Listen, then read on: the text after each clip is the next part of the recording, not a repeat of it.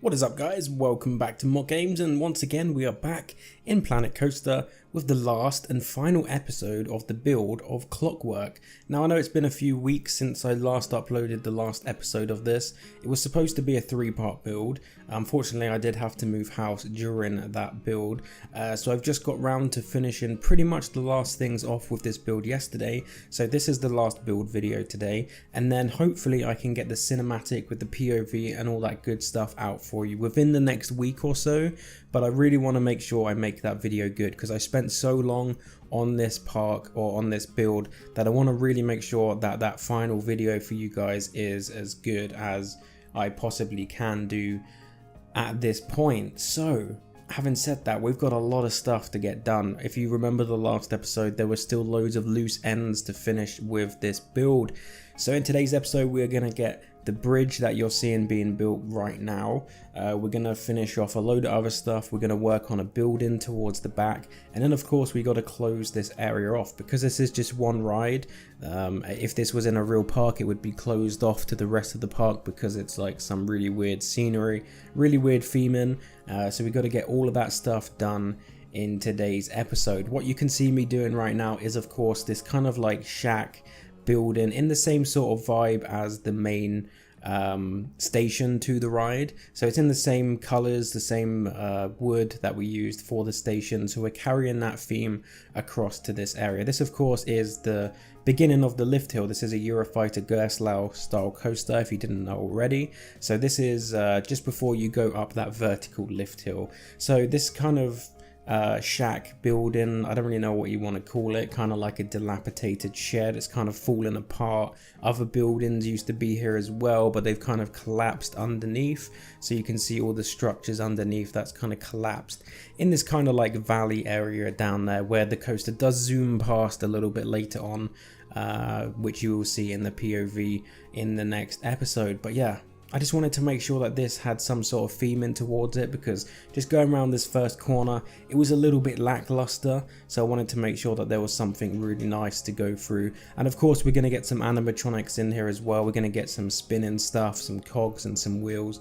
All to do with the name of the ride. The name of the ride, of course, is still Clockwork. I didn't decide to change that because by the time I got to this episode, I kind of like that name now. So even though before I was looking for a different name for this coaster, I think Clockwork's a pretty good name, and we've kind of tied it into this ride a little bit too much to change the name of this coaster at this point. So we're going to stick with that, and that is going to be the final name for this coaster. So I wanted to make sure I got a really nice shape for this building right here, and it's a really awkward kind of space to fill in because we have that vertical lift hill right there, and I didn't want to encase that in completely because that is right up next to the big wheel that's right behind it. So if I went too far, we would be clipping along with that ride, so I didn't want any interaction with that ride whatsoever. But I did want to make sure that I finished this area off pretty nicely, so that's what we did right here. So I made it look like the roof was kind of like falling down, a little bit dilapidated like the rest of the area and zone in this space. So I wanted to make sure that tied in pretty well with the rest of the theming. So at this point, this kind of shack is pretty much done. We do get a few animatronics in the inside of this, as you can see right now, just so when you're going through here, you can see that going, and it kind of, like I said, ties in with the name of the ride. But other than that, that is pretty much that little shed out the front complete. So with that shed complete up the front of the ride, we now move on to the overflow stairs. Now these stairs were added later on in the build because once I actually tested the flow of the guests in this area, there was a really bad bottleneck in the exit of the roller coaster. So to counteract that, this was the only way I could actually manage to fit in some more path in so that they could actually escape from the ride once they've, I say escape, they're not running away from it, it's not killing them or anything, but you know, like they can leave the ride without getting crushed by all the other people that were bottlenecking the original exit to the ride. So I wanted to make sure that I decorated this pretty well and tied this into the rest of the theming, because if I didn't, it was just gonna look like a really weird piece of stairs that really didn't fit in well with the rest of the ride. So This top section, I made it into kind of like a bridge. I took the same roof that I made for the bridge over the other side, right next to the station, and I kind of stole it and reused it, repurposed it. It was a really nice bridge. It took me ages to make that originally, so why not reuse it? It's in the same theme throughout the same ride anyway, so I may as well reuse it. And I changed it up just a little bit as well. We got rid of some of the railings that I'd made for it originally, and we changed them up. And of course I decorated underneath this side of the path, because the path ends, if you elevate them off the ground, they have really thick concrete underneaths, and they don't really fit too well with the theming, so you know, had to hide that a little bit.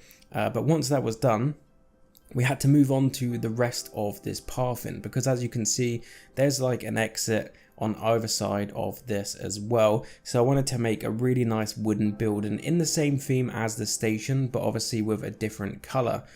So having said that, I decided to actually copy over a few of the pieces that I decided to use for the station. But I decided to go with a little bit of a different vibe for this. I wanted the planks to be overlapping each other at different sort of angles, so it didn't look like they were all placed in singular rows. It looked like it was made, you know, in the olden days where they would just find any old length of wood and use that to kind of make a barn or a shed or a building. So that's what you can see me doing right now. I'm just altering the lengths of all of these planks. As you can see, it may look a little bit weird to you right now, but it all makes sense a little bit later on.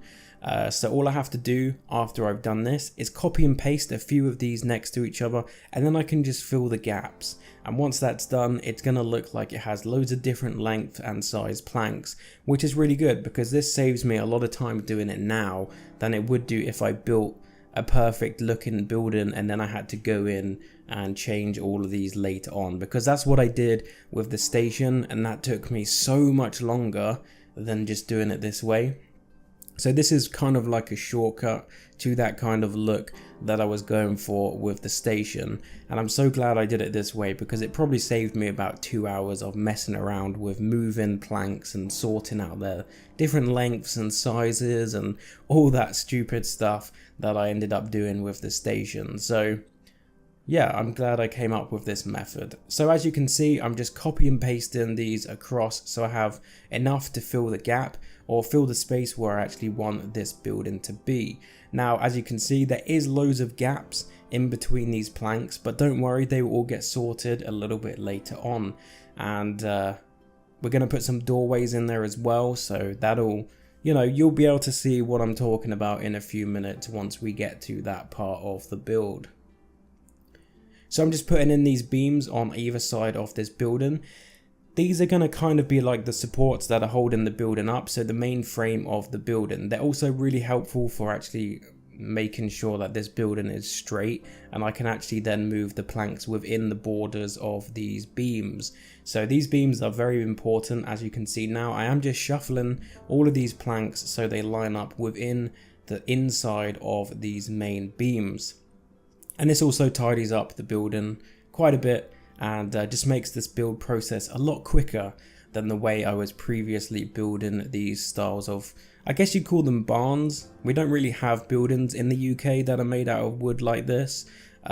Sometimes we have them where these are put on over the front of brickwork to make it look like that style of building, but we don't really have wooden structured buildings too much in the UK, so this is something a little bit different.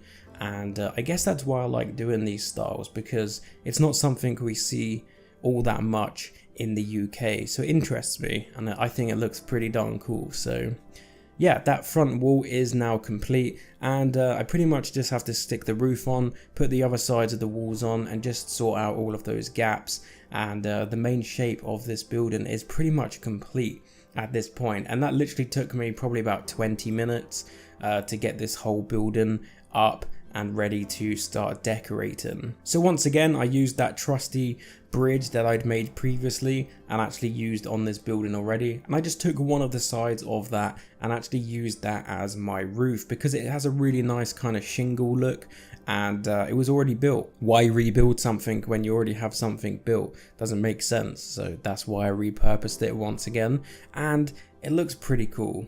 Like, you guys have to admit that roof looks pretty cool, right?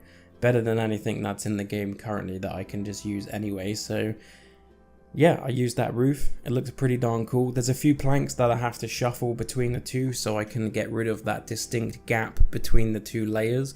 But other than that, it's a really quick, nice roof to add onto the top of this building, and it looks really, really nice. So once that was done, I just had to go in and correct all of these little gaps. So these gaps were actually copied and pasted those walls across. I just have to fill those in. Make sure there's no areas where there's too many planks that are in line with each other, because we want this to look random. We want this to look really random, like someone many years ago just got any length plank, any length of wood, and made this building from scratch with no real plans to how they were going to build it. That's what I was kind of going for. So once that was done, I wanted to actually make sure that this building had doors, because of course the guests are going to be walking in and out of this area to get to and from the coaster.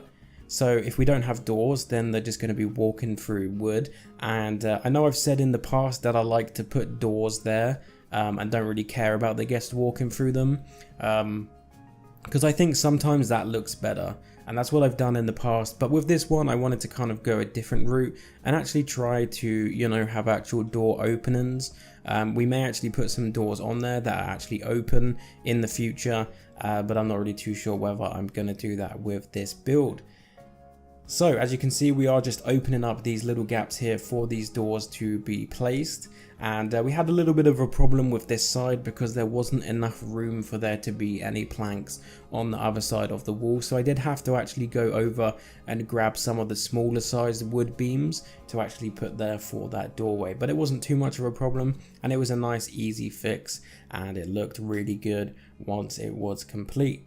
So that is pretty much this building complete. Obviously we do get the sides put on and the back side of the building as well, but I'm not really going to include that in today's video because it's really the same sort of build that you've seen already in today's video. You will see that in the final video, so you'll be able to see that in its full completion along with the rest of the build in the next episode. So we're going to move on now to the last and final thing that we get done with this build. So at this point, you're probably looking at this thinking, what is this and how does this tie in with the rest of the build? Now, this is actually a really weird thing that I came up with to actually cap this build in. If you've ever watched any old school horror movies, there's always someone that ends up walking through like a cornfield or a wheat field, and they stumble out of this wheat field, and then there's something really crazy on the other side, whether it be like an alien landing or a murderer or something really crazy. So that was the idea I was going for with this. So I wanted to like enclose this build within a wheat field or a cornfield, whatever you want to call it. Of course, we don't have any of those in the game, so I had to compromise and use these yellow trees. I wasn't too sure whether this was going to work or not. It was kind of a big experiment. In the end, it actually turned out a lot better than I was expecting. So you guys are just going to have to trust me on this one and wait for the final video. But that's what this is, in case you're confused.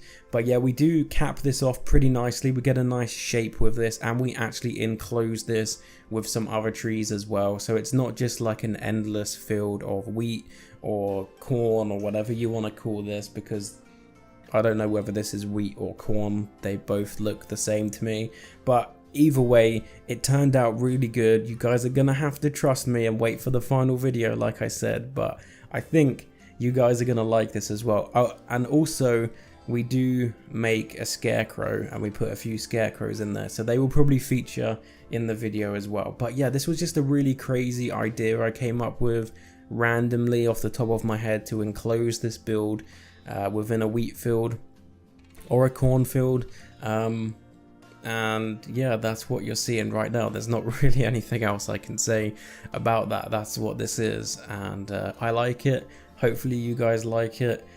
I'm not going to show you too much because, like I said, I really want to save the final image for the cinematic, but here it is. Once again, my weird side of me has come out and manifested itself into this build, but I'm hoping you guys are gonna like this. Just imagine you're walking through this cornfield and you're kind of like, I'm lost, I don't know where I'm going. And then you get to the opening, and then there's just this really insane, crazy looking roller coaster that doesn't look safe at all. But yeah, that was kind of the inspiration for this. Yeah, I don't know whether you guys are gonna like this or not, but I think it's pretty cool. So that's where I'm gonna end today's video, guys. Thank you so much for watching. Hopefully you guys dig this. You're gonna have to let me know in the comment section. Let me know if you're hyped for the cinematic. It's probably gonna take me about a week to get done because I want to get it done properly. But other than that, thank you so much for watching. Hopefully you guys enjoyed today's video. If you did, please drop a like. Feel free to subscribe if you're new to the channel. And of course, I will definitely see you guys in the next video. Thanks for watching. Bye.